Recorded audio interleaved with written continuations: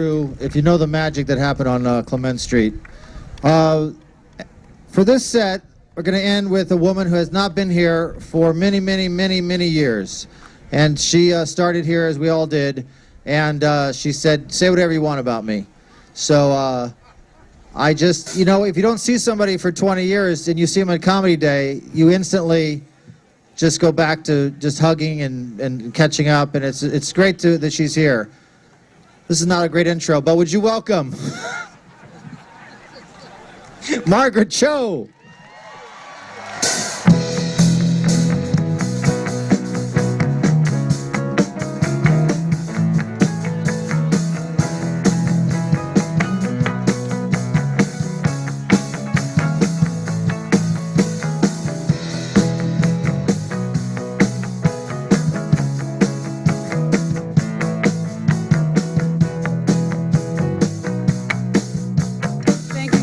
Thank you for adjusting the microphone.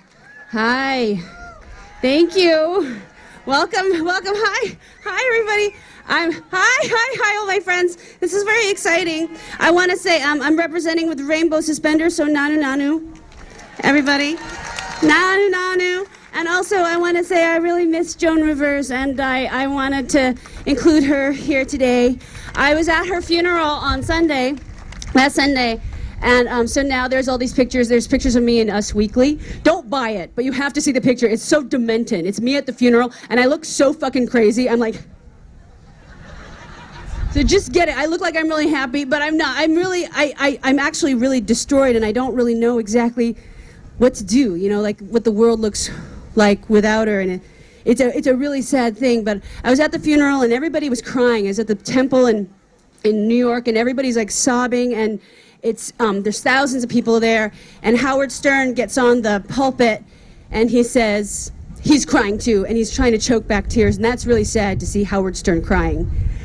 And he's choking back tears, and he says, Joan Rivers had such a dry pussy.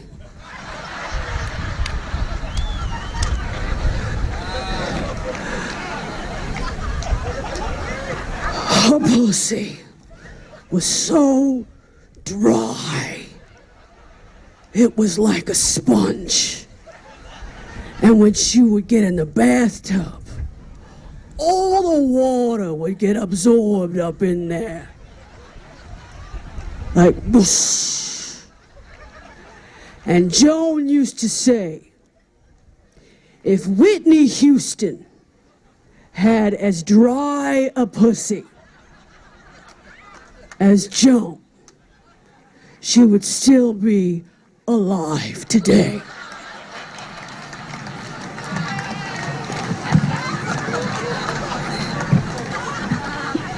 I did that for her. I miss her. You know what I learned from Joan Rivers? How to be a fag hag.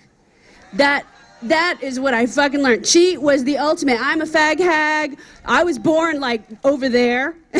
So I'm like, this is like fag hag city. We are fag hags, and we learned from the greats. I learned from Joan Rivers, and she learned from Elizabeth Taylor. Her fag was Montgomery Clift. And Montgomery Clift and Elizabeth Taylor were really close, and there was one night they got really drunk in the 1950s, and they were leaving a dinner party separately, and Montgomery Clift got in a terrible car accident, and he was thrown into the street, and Elizabeth Taylor went running down, and she saw Montgomery Clift bleeding in the street, and she took her hand and shoved it down his throat and pulled out teeth that had been lodged in his throat, actually saving his life. That is what a fag hag will do for you, okay? We will take our hand, put it down your throat, pull out teeth, save your life. And of course, Montgomery Clift, no gag reflex.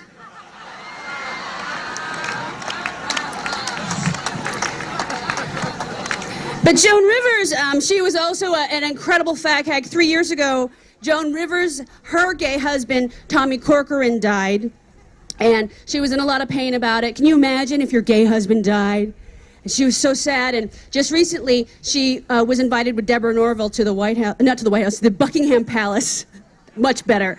They're at Buckingham Palace, and the royal family's there, and they're hosting this gala for Joan Rivers and Deborah Norville, and the royal family like walk into another room, and Joan tells Deborah, block my view.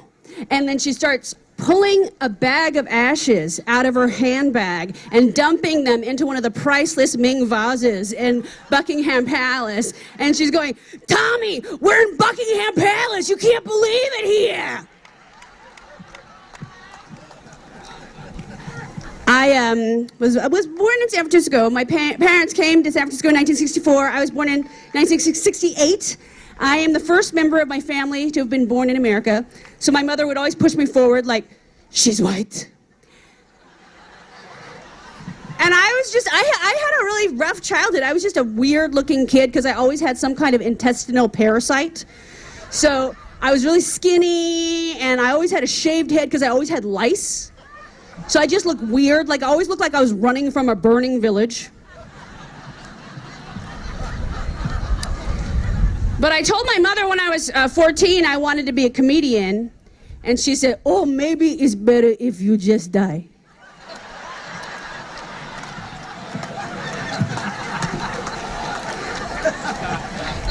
And she's really into it now. She loves it. She tries to stay current, you know, she tries to stay like on current events. And I was trying to like keep my mother like fit. Like we're twerking. My mom and I are twerking. We're doing it. We're twerking a lot. I really enjoy it. I showed my mother the video of Miley Cyrus twerking, and she was hooked. She saw that, and she said, oh, she's shaking out all of her luck. So, but okay, I have 1 minute left. I'm going to do a little twerking for you. Don't get freaked out. I'm going to show you. Well, this is like, okay, I'm really tattooed. So this is not really even a joke. But I'm just gonna do that. They have no setup. Here comes Dan Dion with the photo. Please be kind. Go back there and shoot. Take the camera really far and shoot because of that. I'm gonna just, okay, I apologize in advance for my hairy asshole. Watch your eyes. Watch your eyes, people. Sorry, sign language. Sorry, sign language. Okay, I have a lot of tattoos. Can you see them? They're really, oh, hi. Hey, J. Raoul Brody's taking a picture from the front. Okay, do you see that? So I have these tattoos on my ass, and I told the artist, I said, okay, don't put the nose too close to my hole. Because my body is not a joke. People. All right, you see like why I did this is that two faces of women, their faces here. So I got it, and it looks like, okay, now it looks like they're facing each other. I got it so that they could make them talk. Doesn't it look like they're talking to each other? They're like the Real Housewives of my ass. Thank you, Comedy Day. I love you. Don't stop thinking.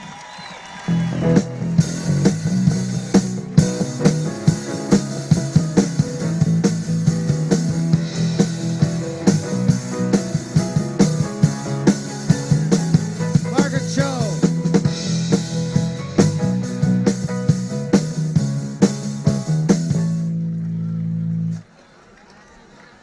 She inspired me. So, before I relinquish my time here as host, and I want to thank you for having me as the Holy City Zoo host, I wanted to add something to the evening that Barry Sobel started. There was no bigger excitement on Comedy Day when the rumors started. Is Robin coming? Is Robin coming? And then he was, Robin's here, Robin's here. Is he going to go on? Is he going to go on? No human being alive got the audience and the performers as excited as he did. And I just want to say,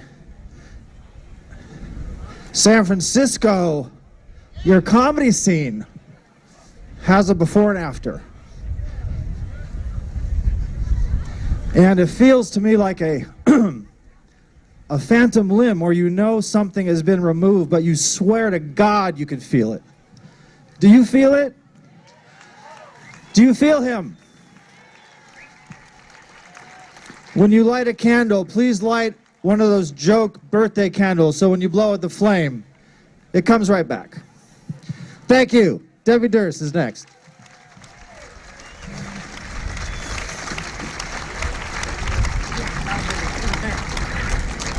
Mark.